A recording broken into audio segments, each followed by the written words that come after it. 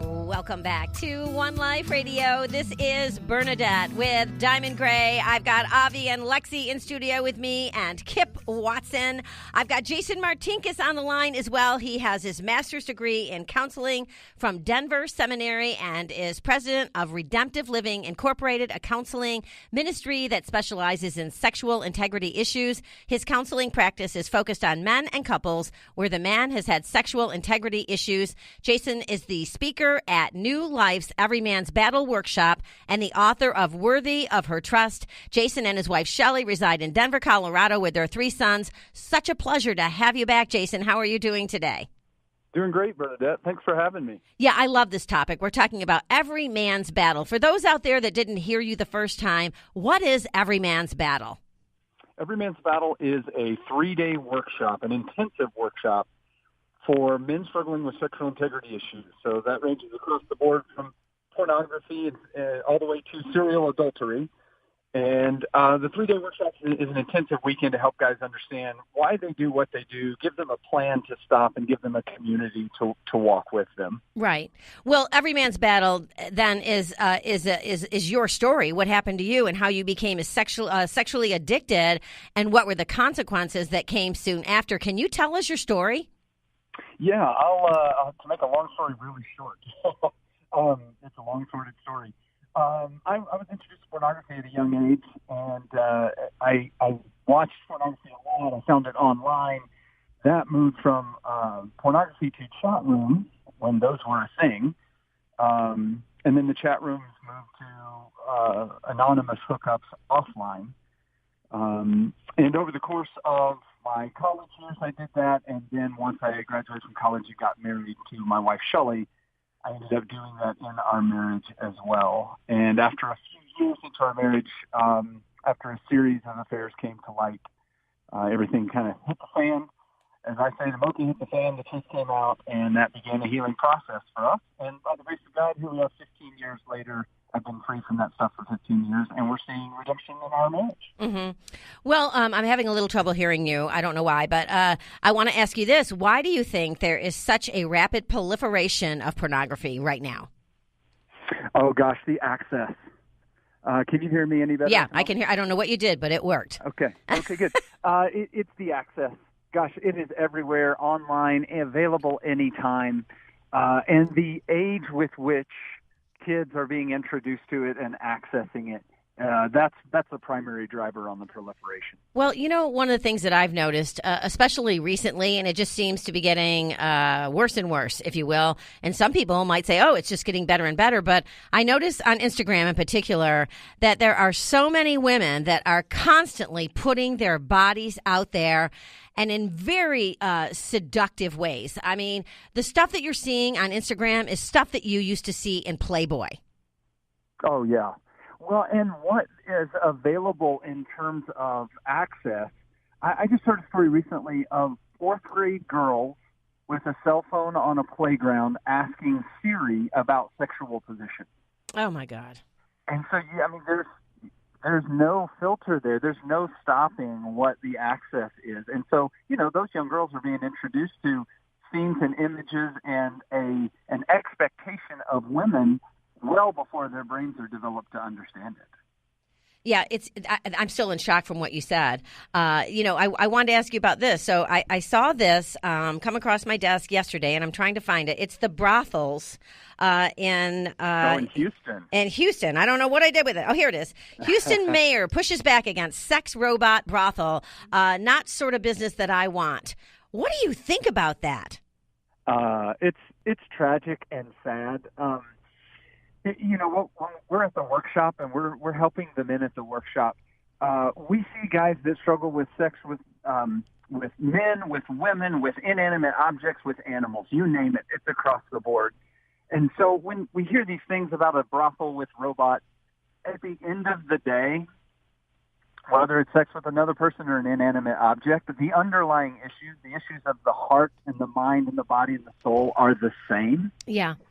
And so when we see those things pop up, we're not going to be able to stop that. And we're not going to go to the ends of the earth to stop that. That's going to happen.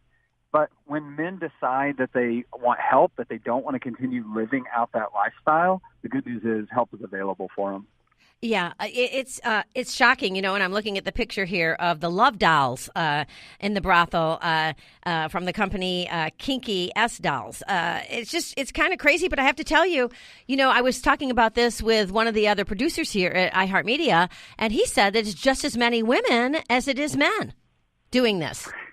Yeah, there is a proliferation. Actually, a statistic, I haven't seen a recent one, but this is several years old, that over 30% of the clicks on adult websites are women. The numbers are growing, and it's not just this old concept of racy romance novels for women. It's actually into the hardcore stuff today. Yeah. Well, they want the sex probably that they once had. I mean, a lot of women get divorced, and some never remarry. And I think that has a lot to do with it. I think it's easier for a man to remarry on so many levels. I do, typically because they make more money and a lot of other reasons. But and women usually are the caretakers. There's a lot of things that contribute, I think, to all of what we're talking about. But, what is an arousal template, and what role does it play in exploitative sexual encounters like trafficking? Great question. We were talking about that a little bit on the last show when we were talking about sexual exploitation and minors and sex trafficking. And the arousal template basically says the earliest and or the most impactful sexual experiences make an imprint on our brain and our body that inform what sexual experiences should be like going forward. So you can imagine where there's early sexual abuse or early sexual experiences, that imprint then says, when you're an adult, this is what it should look like and feel like and who it should be with. Mm-hmm. Well, that's actually that's a driver on the sexual exploitation is when there was sexual abuse as a child, then later the template says, the sex with the child is okay. Mm-hmm. Kip Watson, who is a licensed professional counselor, she was over there shaking her head, agreeing with you. Yeah. What do you want to say, Kip? You obviously had some strong feelings. Well, I mean, I've been in the counseling field, like Jason, for a long time now. A degree from DTS, so similar, viewpoint. But those early experiences absolutely then begin to where. And we're seeing it a lot more now, the identification issue sexually gets very confusing if you have an abusive type of encounter when you're younger. Well, and how do you know you've crossed the line, you guys? How do you know when you've crossed it? What do you mean by that? Well, when because some people would say, well, a little bit of porn is, okay. But it's never good. Okay, well. Never good, especially for a child. Well, a child, no. I'm not talking about a child, okay. Obviously. I'm talking about a grown adult. I still don't recommend it. Okay, and Jason, what are your thoughts on it? It's a slippery slope? Say that again? It's a slippery slope? It is a slippery slope. And the reality is dealing with, you can call any number of things a gateway drug, if you will. Mm-hmm.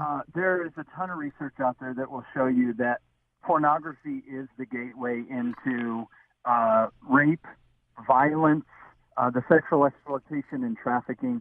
It really is a slippery slope, and it opens the door. Mm-hmm. I know people use it for arousal, and I've certainly had couples will come into my office and they use it to get aroused.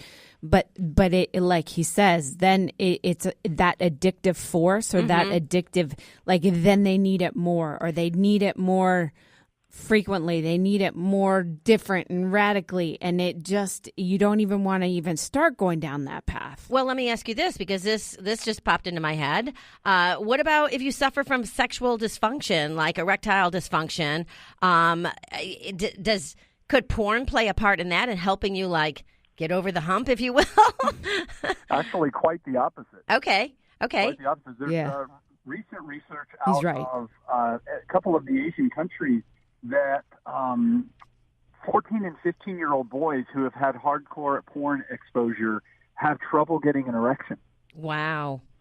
It's actually changing our brain chemistry such that it becomes harder and harder to manage the erection. It becomes harder and harder to become aroused because we're becoming desensitized to the sexual experience. Well, and what I was saying earlier, and I think it's harder and harder for women to get to, because I think, well, now we say that both parties do it, both sexes do it, but I would imagine if trying to find a mate, if you're out there in the dating world, trying to find someone that hasn't had a high level or even a mid-level exposure to pornography is going to be pretty difficult if it's a single guy. I say that, but it doesn't. I guess it doesn't even matter if you're married, does it? I mean, with pornography, it infiltrates all relationships, doesn't it? Kind of.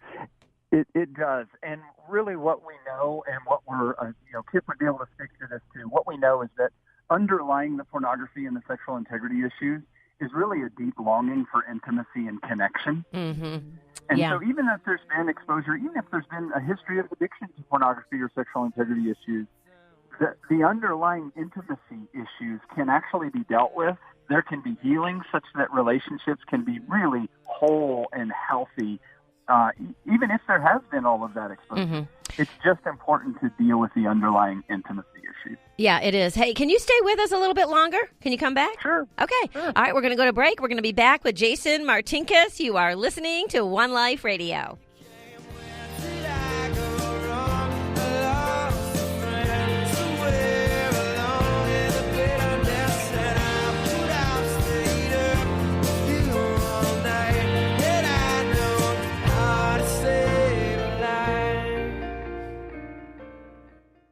Today, we're here to tell you about the success of Squatty Potty. Consumers are experiencing the healthful benefits from having the correct posture when eliminating the toxic and harmful fecal waste from their bodies. Now, Squatty Potty has made it portable. Introducing Porta Squatty. Now you can experience the healthful benefits no matter where the road takes you. It easily folds up and fits into a discreet carrying bag the size of a book. Porta Squatty. Available at Bed Bath & Beyond, Amazon, or for an exclusive discount of 25% off your entire order, use code ONELIFE at checkout at squattypotty.com.